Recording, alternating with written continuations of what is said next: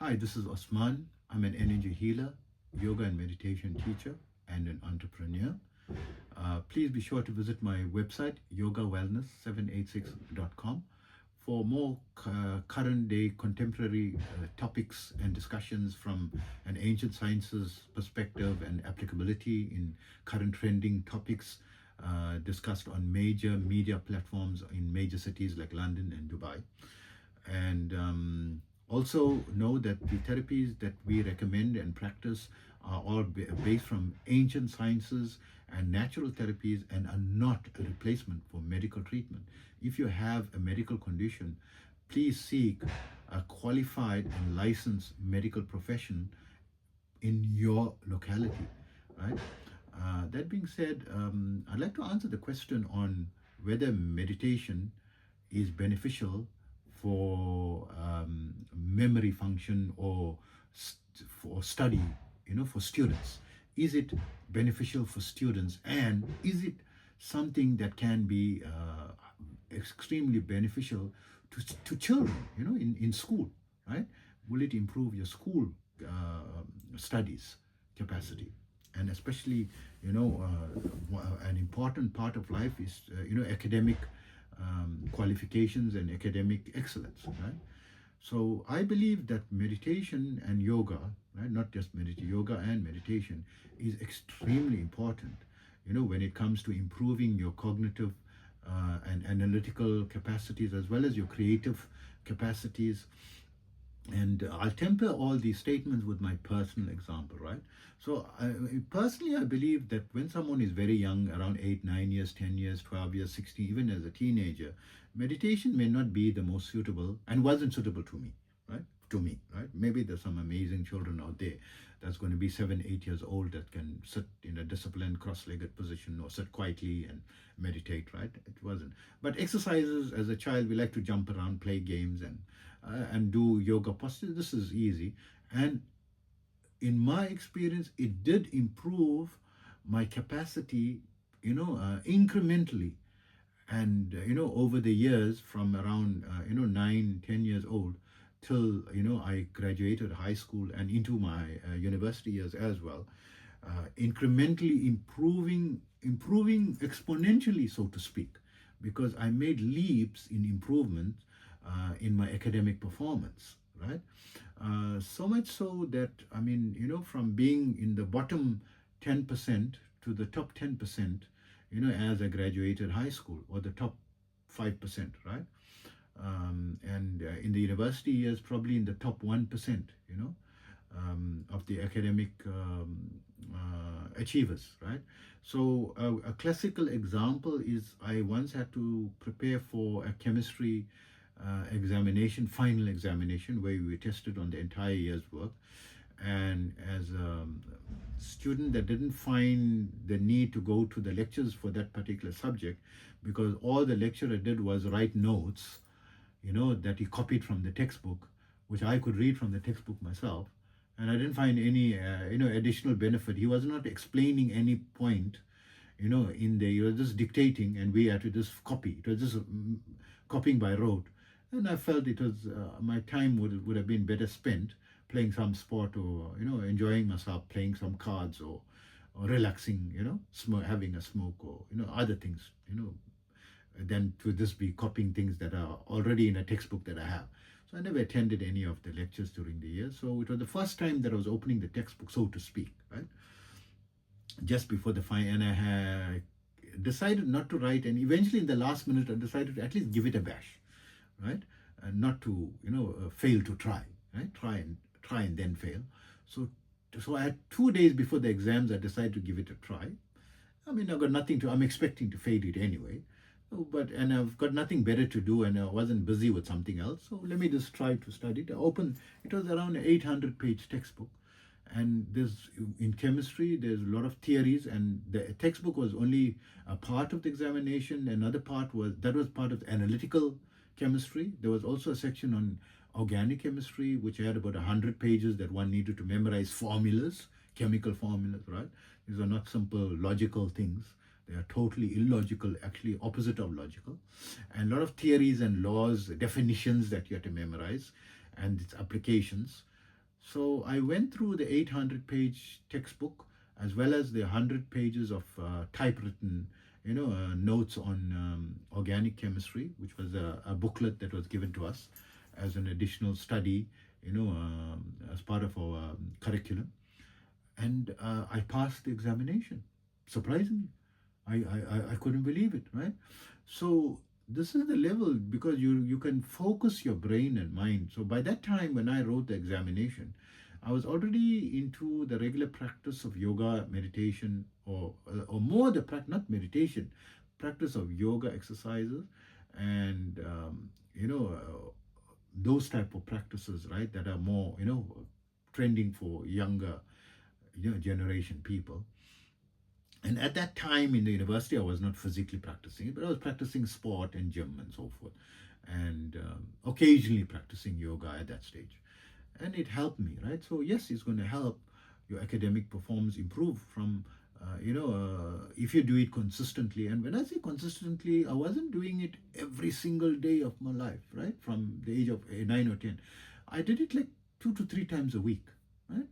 And dedicatedly, exactly once a week, I used to teach, go for yoga class, and on occasion practice it at home, maybe twice a week, or maybe more often, not as some dedicated weekly practice, right? And then martial arts was twice a week as well, right? Attending, karate school. And that was the norm, and I had tremendous and exponential benefit in terms of my mental capacity, and even into this day where I'm on the more advanced levels of meditation. I remember phone numbers very easily. I can do mathematical calculations, simple mathematical calculations, faster than a calculator. And reasonably complicated things, especially when we're doing like online trading and seeing how much we made profit and working out what's the percentage that I made for the day, right? I was on 531. I'm now on $546 today, and how many dollars extra and average percentage, how many percent and so forth. I can very quickly and easily, without need to reverting to a calculator. I haven't had the need to go use a calculator, 99% of the time I'm not using it. And now that I'm blind, there's no way I'm going to be able to use it, right? Unless, of course, I ask Siri or ask Google to do a calculation that I want to make sure on, which is very rare. I normally ask Siri to do a calculation for me maybe once in 6 months, right? And I'm having to do calculations daily because I'm someone who's currently trading, on the online trading portals, and always, monitoring my trades on a daily basis, minimum twice a day, and seeing what my profit percentage is. And fortunately, I'm using the word profit percentage and not loss percentage, because I believe that with our advancement of yoga, meditation, and analytical capacity, we are able to choose more profitable choices in investments as well, and make better decisions. So yes, that's my take on memory function, but not something that I cannot take a textbook and look at it and memorize every word of it. I don't have a photographic memory in that sense, and I haven't memorized volumes and volumes and libraries of books, right? But I remember things that are important, right? Key points. And a phone number that's important to remember, I remember it. Certain numbers, long-standing, long 13-digit numbers, that I haven't accessed the memory of it for probably 3 or 4 years, and suddenly needed to remember it after.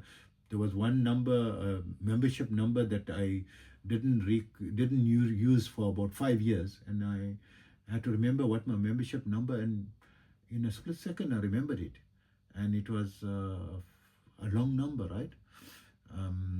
It was like a 13 or 15-digit number, and I remembered it, and I sometimes get amazed myself. So this is how important is remembering numbers. To remember someone's phone number, you lost a phone. Most people don't remember a phone number. If you lose your phone, you lost all the contacts. You need to have your contacts back up, get a new thing because you don't remember someone's phone number. You can't. In an emergency, someone stole your phone, you're in a foreign country, who do you contact to get money or to help you out, because they stole your passport and all the cash you had and all your cards and your phone. So memorize. I memorize at least one or two important phone numbers. And of course, remembering, a lot of people don't know their own numbers. I don't phone myself, but someone's going to ask your number, right? Don't say, okay, let me share contact. Tell them the number on the phone, right? Of course, everyone is just sharing contact, but I don't hear people, reciting their number off, by heart. You can remember your own number, in emergency, or remember a number that you can contact if you lose that resource. It's a good backup. And also remember important things you're tasked to do for the day, right? This is the most important thing. And to remember your goals for the year and your goals for your life, your medium-term goals, your long-term goals, because people are very forgetful. This is important. This is why people are going nowhere and not achieving anything. They forgot everything, right? They forgot what was yesterday. They forgot today, what happened this morning, right? Leave alone, your goals for your life and your goal for the year and your 90-day goal, right? Or your 7-week goal, which I like 7-week goals, right? And your 7-day goals, right? Forget that. You forgot what you ate for this morning and what you had for iftar to break fast. Someone asked a question yesterday. I was on a live YouTube video, and it was a live call-in during an Islamic show, and the person said, "Okay, hello brother, how are you? And how was your iftar?" I said, "Good. What did you have for iftar?" I said, I don't know. And it was probably just an hour later or 2 hours later, right after it broke. This is the memory funds. It's very weak in people, right?